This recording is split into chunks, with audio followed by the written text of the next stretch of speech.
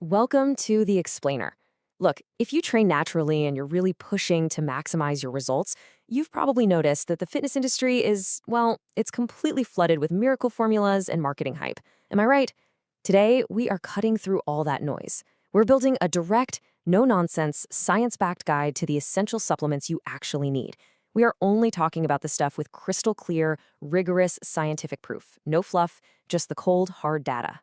Here's the game plan for today. We'll quickly touch on the science of hypertrophy, then dive right into our protein foundation, followed by the gold standard, creatine.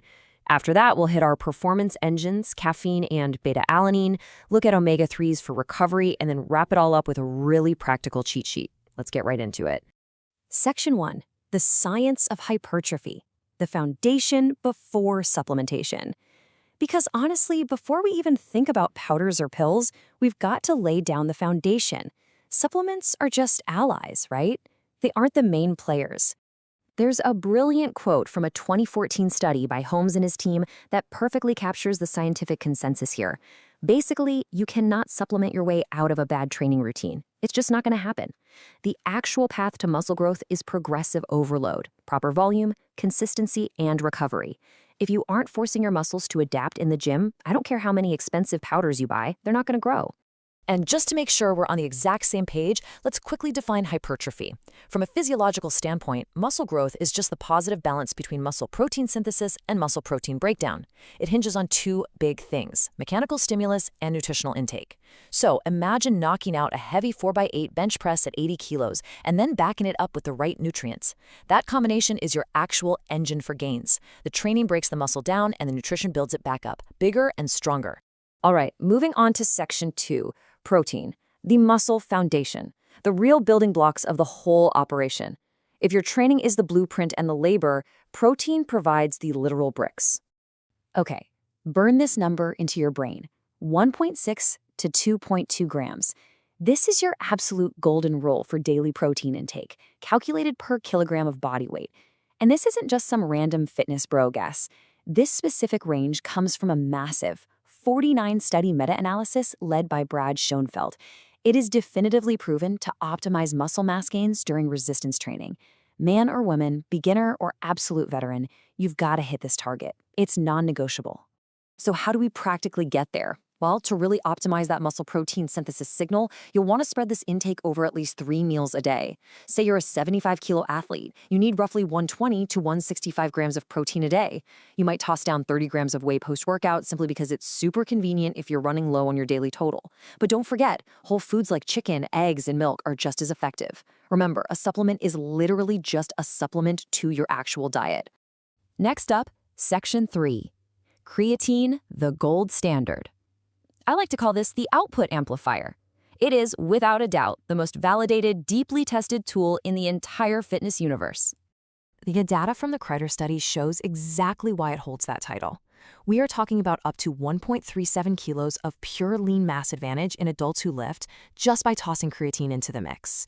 Seriously, it works by saturating your muscle phosphocreatine stores, giving you this rapid energy reserve when you're grinding through heavy, high-intensity lifts. The protocol is stupid simple, too. You just take a continuous, everyday dose of 3 to 5 grams. What that does is literally help you squeeze out maybe 1 or 2 extra reps on a heavy squat. And over weeks and months, that extra mechanical tension snowballs into massive progressive overload. Plus, it speeds up your recovery between sets. Oh, and for the skeptics worried about safety, multiple massive reviews confirm literally zero kidney toxicity in healthy individuals. It's cheap, it's incredibly safe, and it just flat out works. Let's shift gears now to Section 4, energy, caffeine, and beta-alanine. This is your performance engine. These guys don't build muscle directly, but they let you push harder for longer, which ultimately creates the crazy stimulus you need to grow. Caffeine and beta-alanine are essentially the ultimate tag team for your performance.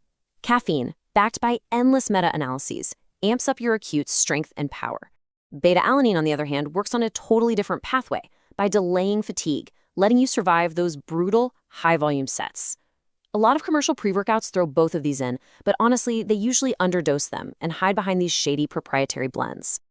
Let's look at what a real caffeine dose actually looks like. For a 70-kilo person, the ideal, science-backed sweet spot is between 210 and 400 milligrams. taken about 30 to 60 minutes before you train. And here's the wild part. That's literally just 2 to 3 double espressos, or a single dirt-cheap caffeine pill.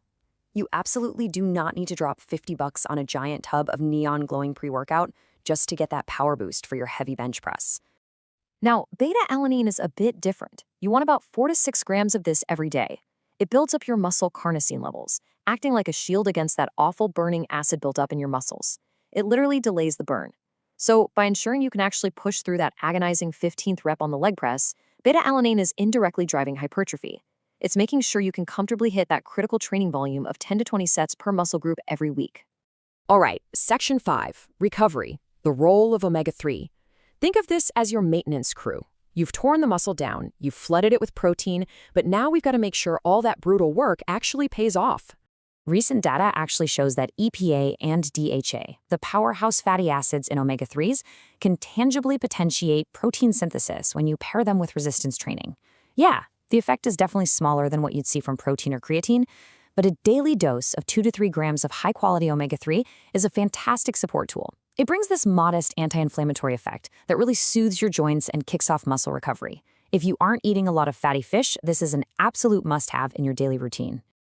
And finally, Section 6, the verdict, our practical guide.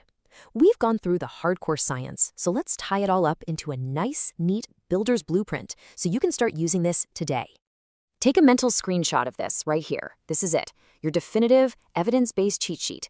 You've got protein as your building blocks at 1.6 to 2.2 grams per kilo, creatine to amplify your output at 3 to 5 grams daily, caffeine for that sharp, acute performance spike, beta-alanine to survive the high volume, and omega-3 to fuel recovery. And hey, notice what's not on here? Isolated BCAAs, glutamine, HMBs, so-called plant anabolics, they just don't have the rigorous science to justify taking your hard-earned cash. Honestly, if you eat enough whole food protein, isolated BCAAs are essentially useless. Stick to this proven core. So, I'm going to leave you with a slightly provocative question to chew on before your next session. When you stare at the supplement stack sitting on your kitchen counter, are you actually applying the science to maximize your natural potential? Or are you just funding some huge company's marketing budget? Focus on the evidence, train out of your mind, eat right, and let the real gains begin. Thanks for hanging out with me for this explainer, and I will catch you in the next one.